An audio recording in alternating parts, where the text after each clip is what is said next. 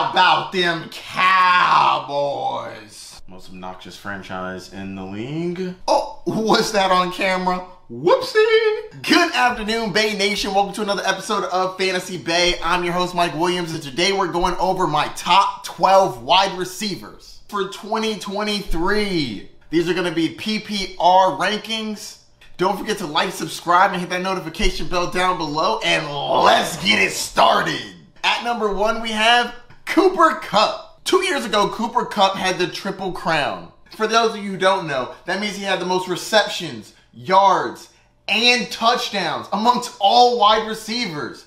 That is a big accomplishment. But Mike, he's coming off of an injury. Well, before his injury, he was the best wide receiver on a points per game basis. And he played 9 games. That's a pretty solid sample size. He went down with a grade 3 high ankle sprain. He had tightrope surgery last year. And according to Stefon Bell, she's not worried about him. And if Stefon Bell's not worried, I'm not worried. But what puts him at number 1 for me is the fact that he has no competition. Cooper Kupp is all by himself. All of the other receivers we're going to talk about either has an established number 2 or soon to be established number 2. Cooper Kupp has what? Van Jefferson? Odell Beckham Jr. isn't even there anymore. And number 2, we have Justin Jefferson. Justin Jefferson is an absolute beast. He's one of the best wide receivers in the league and has a very good argument to be number 1 overall. Justin Jefferson dominates man and zone coverage. And he got an A+ in deep receptions and contested catches. Elite receiver at its finest. Justin Jefferson had a career high in yards last year at over 1,800. And he only had 9 touchdowns. That could go up with Adam Thielen gone. The number 2 receiver on his team is a rookie. He should be good, but we don't know that yet. But what puts him at number 2 is I think he's slightly less consistent than Cooper Kupp. Though he finished as the wide receiver 1 last year, he did have 5 games where he was a 48th wide receiver or worse. And one of those was in championship week, week 17. And he got you less than 3 points. Yeesh. Not to take away from his greatness, like I said before, he's one of the best wide receivers in the league. When you get up this high, you're really splitting hairs. I have no problem with people taking Justin Jefferson first, but I think Cooper Kupp's going to be more consistent. At number 3, we have Tyreek Hill, aka the Cheetah, the fastest man in the NFL. Last year, he had his high in targets, receptions, yards. And he had the most yards per route run in the last decade. 10 years. 3.2. Not bad. Every time Tyreek Hill touches the ball, he is a touchdown threat. And he does have wide receiver 1 upside. So why did I put him in tier 2? Well, 2 reasons. Or if you play spades, 2 and a possible. My spades people get it. Number 1, he has a proven wide receiver 2 in Jaylen Waddle. You'll see him on the list soon. And because of that, I do think that it limits his upside by a smidgen. I do think that Tyreek Hill could still be the best wide receiver in football, but with a number 2 that's elite, it brings down the possibilities by a little bit. Also, his quarterback has a history of concussions, which it's unfortunate, but if he gets tackled the wrong way, his quarterback could get taken out for possibly longer time than somebody that doesn't have a history of concussions. Number 3, Tyreek Hill has a legal situation going on. I won't get into the details, but long story short, there's a chance he gets suspended, whether that's this year or next year, we do not know, but there's a little bit of risk to it. I'm scared. Number 4 is Ja'Marr Chase. Again, a top flight wide receiver, great hands, breakaway yards, A+ in end zone targets. That means when the Bengals get in close, they look for Ja'Marr Chase. He missed 5 games last year, but he was on pace for career high in targets, receptions, and yards. And again, he has number 1 wide receiver upside. So why do I have him in tier 2 and why do I have him at 4th? Well, he's in tier 2 because just like Tyreek Hill, he has a number 2 wide receiver who is a top flight athlete. T. Higgins is an incredible number 2 for a franchise. On another team, T. Higgins could be the number 1, but on the Bengals, he's going to be number 2. But you may see Ja'Marr Chase as the clear-cut number 1, but the Bengals see it as a 1A and 1B. They're going to use T. Higgins a lot. All that being said, Joe Burrow is an incredible quarterback, and if both Ja'Marr Chase and T. Higgins stay healthy, Joe Burrow could support 2 top 12 wide receivers. He is kind of good like that. But it's yet to be seen. They got to stay on the field. At number 5, I have Stefon Diggs. Stefon Diggs has one of the best quarterbacks in the league. He's had back-to-back double-digit touchdown years for the first time in his career. Assuming Stefon Diggs plays all year, he's pretty much a lock for 1,200 yards, 100 receptions, and about 10 touchdowns. He also got an A+ in end zone targets. Say it with me, when they get in close, they look to Diggs. And I just ask you one thing. Can you dig it? So needless to say, Stefon Diggs, if he plays, is going to be safe-ish. Stefon Diggs hasn't been happy with the organization recently, but it seems like it's been smoothed over for the most part. As of right now, I'm not concerned about it, but it is something to monitor. He also may be going a little later in drafts this year because some people were burned playing him in the playoffs. Between weeks 14 and 16, he was wide receiver 59. Ugh, we're talking playoffs. Playoffs? Playoffs?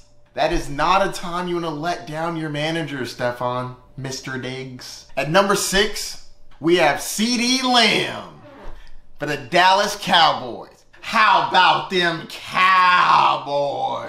Most obnoxious franchise in the league. Oh, was that on camera? Whoopsie! As you can see, I have CeeDee Lamb in a tier below Stefon Diggs, Jamar Chase, and Tyreek Hill. I'll get to why he is lower in a second, but the positives of why he is number 6, I believe CeeDee Lamb took a big step last year. His numbers increased across the board. More targets, receptions, yards, touchdowns. I love the increase in the touchdowns. Previously, he had 6 and 5 touchdowns. 5 and 6 is okay. Once you start getting up to 9, you're getting closer and closer to those double digits, and those double-digit touchdowns can vault a wide receiver into the stratosphere. CeeDee Lamb is incredible. And he did all of that with Dak Prescott missing some time. Who knows how well he would have played if Dak played the whole year. CeeDee Lamb is a wide receiver with good hands and dominates both zone and man coverage. So why is he a tier below?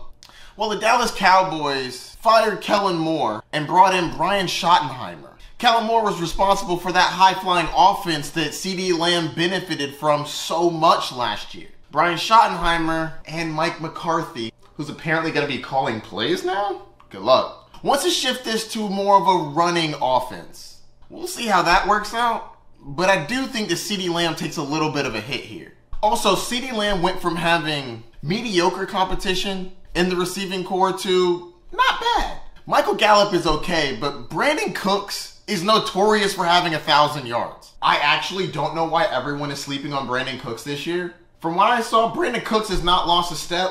He had terrible quarterback play. And I wouldn't consider Dak Prescott terrible. Honestly, this might be the best receiver he's had since he had Tom Brady back in 2017. Brandon Cooks has had 1,000 yards or more in 6 out of the last 8 years. I think he gets 1,000 yards this year. And I think that may take a couple opportunities away from CeeDee Lamb in an offense where they're already talking about throwing it less. Probably because Dak Prescott can't stop throwing interceptions. Man, I can't believe he threw that many interceptions. I think he only played like 12 games and had 15 interceptions. That is wild. But this is about wide receivers, not quarterbacks. Let me digress. Number 7. A.J. Brown. A.J. Brown played his first full season since his rookie year, which I was really happy about. Previously, he had a couple injuries, which led him to miss a couple games, but playing 17 full games last year was a great sign. He's in a great offense with a top 3 quarterback. Moving from the Titans to the Eagles is probably the best career choice that A.J. Brown's made. His targets increased by 36, and he had a career high in targets, receptions, yards, and tied for the most touchdowns in his career with 11. This man had almost 1,500 yards and double-digit touchdowns. That's incredible. He also dominates down the field. A+ in deep yards and in deep touchdowns. So why is he not higher? Well, Jalen Hurts is going to run in like a third of his touchdowns.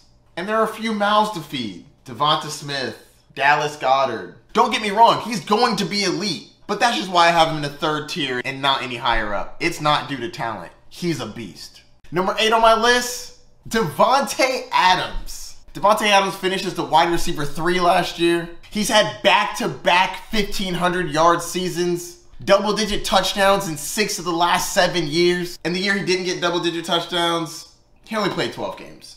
Over 100 receptions in each of the last 3 years. Dominates man, zone, contested catches, deep receptions. He's great downfield. So why do I have him in tier 3, 8th overall? Well, that has to do with Derek Carr. And the Las Vegas Raiders got rid of Derek Carr, one of Davante Adams' best friends, and replaced him with Jimmy Garoppolo, aka Jimmy GQ, aka can't get on the field because he's always hurt. And he's hurt right now. Hasn't passed his physical yet, and Davante Adams is not happy about it. And if Jimmy Garoppolo does get on the field, I don't like him as much as Derek Carr. Derek Carr wasn't a world beater, but he can get you the ball downfield. That's not really Jimmy Garoppolo's game. On the positive note, all of this may sour his ADP on top of the fact that he really crushed you in the playoffs last year. Weeks 14 through 16, he was wide receiver 61. That is awful. But that may lead you to get him as a discount this year. We'll see. Number 9, Amon-Ra St. Brown. Amon-Ra is a PPR machine. He had the 5th most receptions last year. And with Jameson Williams being out 6 weeks for sports gambling, come on, Rook, tighten up. And TJ Hawkinson getting traded, there's going to be plenty of targets to go around, and they're going to get funneled to Amon-Ra St. Brown.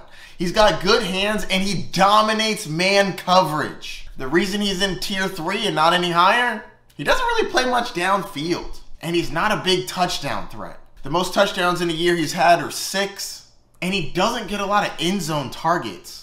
I have him as a D+ in end zone targets. That means when the Lions get in close, they don't look to Amon-Ra St. Brown to throw the ball. Not a good sign for touchdown upside. I would expect him to get about 6 this year again. Number 10, Garrett Wilson. I have him in tier 4, though I do think he does have upside. Garrett Wilson had a huge upgrade in quarterback this offseason.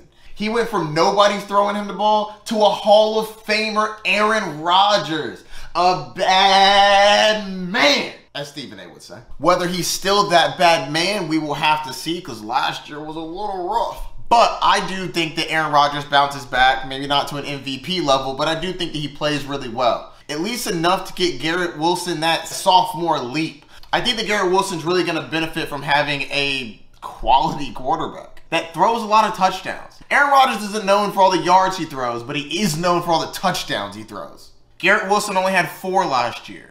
There's a world where he ends with double digits. And on top of all of that, he is the clear-cut 1 for the New York Jets. Even though they play in Jersey, not New York. Don't even get me started. He was a little boom bust last year, but I think that with Aaron Rodgers in tow, he should be able to have a lot more consistent performance. Definitely has some upside though. He could break out this year. 11, Jaylen Waddle. Jaylen Waddle is one of the fastest players in the NFL. He's not Tyreek Hill fast, but he's right on his heels. Once he gets the ball in his hands, he's electric. He has elite breakaway speed, which gets him an A+ in yards after catch per reception. He's the type of player that could go off for a big play and win you a week. Very good upside.